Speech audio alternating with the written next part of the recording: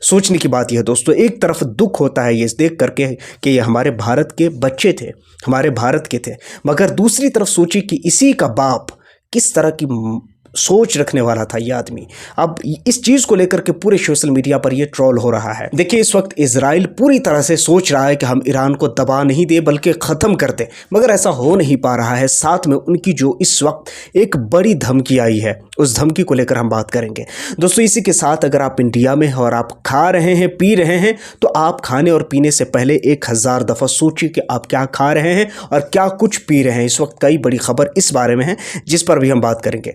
दूसरी तरफ अगर आप गाड़ी चलाते हैं, अगर आपके पास बाइक है, मोटरसाइकिल है, आपके पास 4 चक्की या कोई भी गाड़ी है, आपके पास कोई भी वाहन है, तो आप सतर्क हो जाइए। अब आपके लिए जो पेट्रोल मिल रहे थे, जिसको लेकर के आप इस वक्त तो सिर्फ एक दर्द से गुजर रहे थे कि पेट्रोल पंप पर जाने के बाद उस पेट्रोल का दाम बढ़ जाता था, मगर अब पेट्रोल का दाम नहीं बढ़ रहा है, पूरी की पूरी पेट्रोल ही बदल जा रही है। इसी के साथ कुछ और भी अहम खबरों पर बात करेंगे। ये है नाम आदित्य शर्मा, जो आज से कुछ दिनों पहले, 2-3 रोज पहले की बात है, जब ओमान तट पर अमेरिका ने हमला किया है, तब आदित्य शर्मा उसमें मारा गया है। लेकिन बताते चले आपको कि आदित्य शर्मा का जो पिता है, उसको लेकर के इस वक्त पूरे सोशल मीडिया पर धूम मचा हुआ है और भी कई बड़ी खबरें हैं जिस पर हम चर्चा करेंगे। लेकिन खबरों की शुरुआत करें, सबसे पहले हम बात करें आदित्य शर्मा को लेकर के। आदित्य शर्मा के बारे में आपने जो खबर सुना है वो आपने सुन लिया है। मैंने भी पिछली 2 वीडियो में इस चीज़ का जिक्र किया है, बात किया है।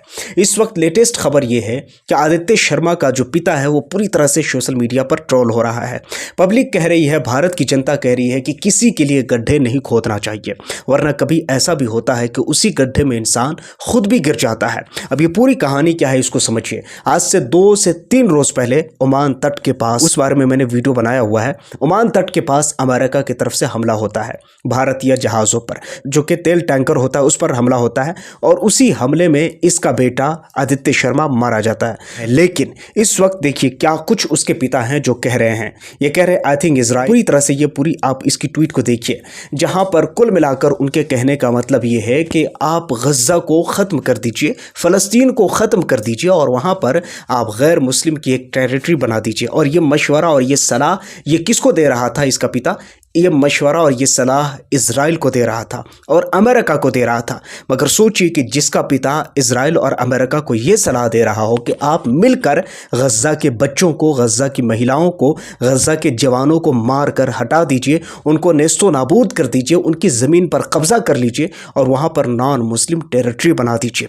आज खुद उसका बेटा उसी अमेरिका के हमले में मारा जा चुका है। सोचने की बात यह दोस्तों, एक तरफ दुख होता है ये देख करके कि ये हमारे भारत के बच्चे थे, हमारे भारत के थे, मगर दूसरी तरफ सोचिए कि इसी का बाप किस तरह की सोच रखने वाला था ये आदमी।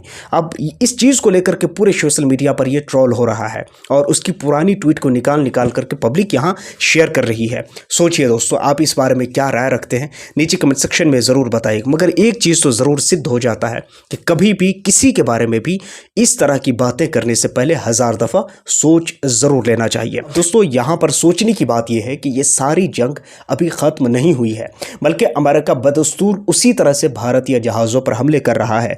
इस वक्त द इकोनॉमिक टाइम्स की रिपोर्ट आपके सामने है, diplomatic pressure rise after another sea. अब देखिए पूरी खबर आपके सामने मैं लगा दे रहा हूं, जिसको लेकर के इस वक्त खबर आ रही है कि फिर से हमला किया गया भारतीय तेल टैंकर पर, जिसको लेकर के हमारे विदेश मंत्रालय पूरी तरह से सख्त एक्टिव है और वो वार्निंग दे रहे हैं कि अब ये हमले बंद कर दिए जाएं।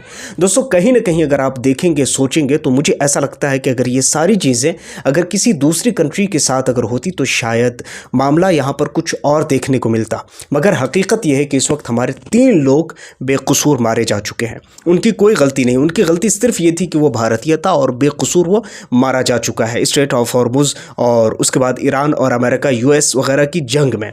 अब ये सारी चीज़ें आप किस नज़रिए से देखते हैं ये तो खैर अलग सी बात है, लेकिन सच्चाई ये है कि जब भी कभी भी ऐसे मौके पर अगर हमला होता है या कोई भी देश अगर हमला करता है तो ये एक किसी भी देश की नाक का सवाल बन जाता है। और ऐसे ही इस वक्त भारत के लिए ये नाक का सवाल बना हुआ है। अब आगे देखते हैं कि इस पर क्या कुछ कार्रवाई होगी, ये तो खैर आने वाला वक्त बताएगा। दूसरी तरफ आप एक इंडिया टुडे की रिपोर्ट आपके सामने है। इंडिया टुडे की रिपोर्ट बताती है कि बेंजामिन नेतन्याहू का एक पोस्ट जो कि सोशल मीडिया पर वायरल है, हम जब तक सत्ता में है तब तक ईरान को न्यूक्लियर फैसिलिटीज नहीं बनने देंगे।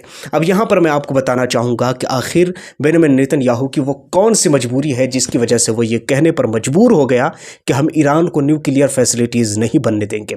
दो सवाल यहां पर बनते हैं, दो पॉइंट्स यहां पर बनता है। सवाल नंबर एक कि खुद बेंजामिन नेतन्याहू इतना डर चुका है कि उसे डर सता रहा है कि जिस दिन ईरान न्यूक्लियर फैसिलिटीज या न्यूक्लियर पावर बन गया उस दिन सबसे पहले मेरी खैरियत नहीं रह जाएगी। नंबर दो, क्योंकि बेंजामिन नेतन्याहू को पता है कि उसी के देश में यानी इजराइल के अंदर में बेंजामिन नेतन्याहू का किस तरह से विरोध प्रदर्शन हो रहा है।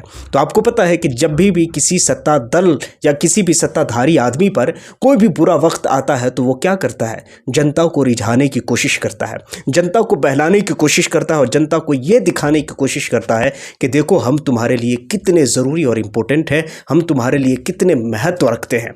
अब इसी वजह और इसी लालच में जनता चाहती है और जनता को पता होता है कि अगर जिस दिन ये गया उस दिन हम चले जाएंगे, इसलिए उसी डर में जनता उसको सत्ता में बनाए रखती है। और सेम यही पर ये जो बल्कि विक्टिम कार्ड है वो खेला जा रहा है बेंजामिन नेतन्याहू की तरफ से। बेंजामिन नेतन्याहू का कहना है, अगर आप इसकी पोस्ट को देखेंगे गौर से तो इसमें ये खुद कह रहा है कि यहाँ पर हम जब सत्ता में हैं और जब तक सत्ता में है तब तक के हम न्यूक्लियर पावर नहीं बनने देंगे। अब आप अगर गौर से देखेंगे तो पिछले दिनों जो पिछले साल है, गुजरे हुए साल है, उसमें कितनी बार बेंजामिन नेतन्याहू का विरोध प्रदर्शन हुआ है। इन तमाम तर प्रदर्शन के बाद अब तक के बेंजामिन नेतन्याहू सत्ता में बने बैठे। जानते क्यों? इसलिए कि वहां की जनता को भी लगता है कि ये हमारे लिए बड़ा इंपॉर्टेंट है और यही चीज़ होता है, यहीं पर गेम खेल दिया जाता है। हकीकत यह है कि जिस दिन ईरान को बनाना होगा उस दिन तो ईरान बना ही लेगा, मगर सवाल यह है कि बेंजामिन नेतन्याहू का इस तरह का स्टेटमेंट देना कहीं ना कहीं अपने जनताओं को रिझाने की भी कोशिश है।